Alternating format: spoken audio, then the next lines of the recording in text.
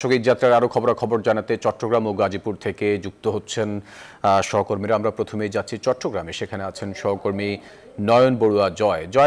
যেমনটি বলছিলাম, ঈদের আগে শেষ কর্মদিবস আজকে, যাত্রীদের ভিড় কেমন দেখছেন রেল স্টেশনে, আর কোনো শিডিউল বিপর্যয়ের খবর আছে কিনা আপনার কাছে?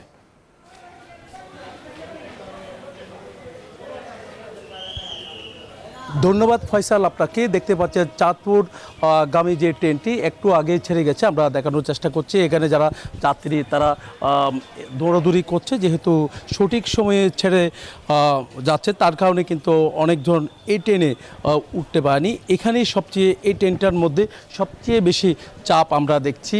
এখানে যারা যাত্রী তারা বলছেন যে স্পেশাল ট্রেন দেওয়া হয়েছে চাঁদপুরের জন্য, দুটি ট্রেন, একই সাথে এবার ঈদ যাত্রায় আরও 4টি, সব মিলিয়ে 6টি স্পেশাল ট্রেন যুক্ত হয়েছে। একই সাথে অন্যান্য যে ট্রেনগুলো আছে সব ট্রেনের মধ্যে অতিরিক্ত বগি যুক্ত করা হয়েছে। এই কারণে যাত্রীদের চাপ আমরা দেখছি অনেক বেশি, যেহেতু আজকে ছুটি হয়ে গেছে।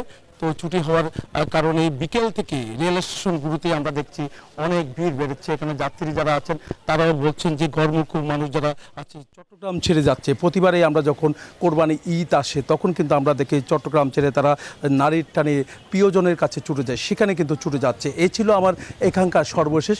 ফিরে যাচ্ছি, আমার সহকর্মী অপেক্ষা করছেন গাজীপুরের জাহাঙ্গীরের কাছে।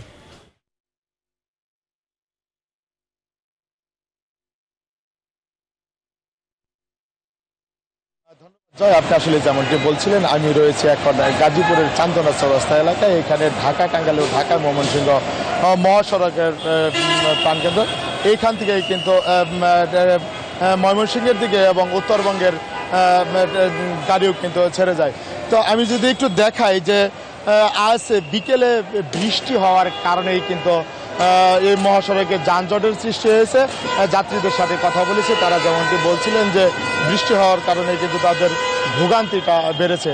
তবে আজ সরকারিভাবে কর্মদিবসের শেষ দিন ছিল এবং আজ কিন্তু ছুটি হয়েছে এবং শিল্পোদ্দেশ্যতা গাজীপুরে মিল কারখানাও কিন্তু ছুটি হয়েছে। সেই কারণেই কিন্তু যাত্রীদের চাপ অনেকটা বেড়েছে। এবং আমি যদি একটু বলি যে বৃষ্টি হওয়ার পর কিন্তু প্রায় 2 কিলোমিটার যানজট সৃষ্টি হয়েছিল এবং এখন কিন্তু থেমে থেমে যানবাহন চলছে।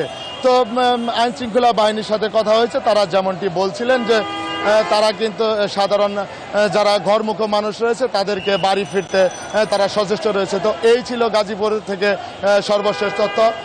ফয়সাল। জাহাঙ্গীর আলম এবং নয়ন বড়ুয়া জয়, দুজনকে ধন্যবাদ আমাদের সাথে যুক্ত হবার জন্য।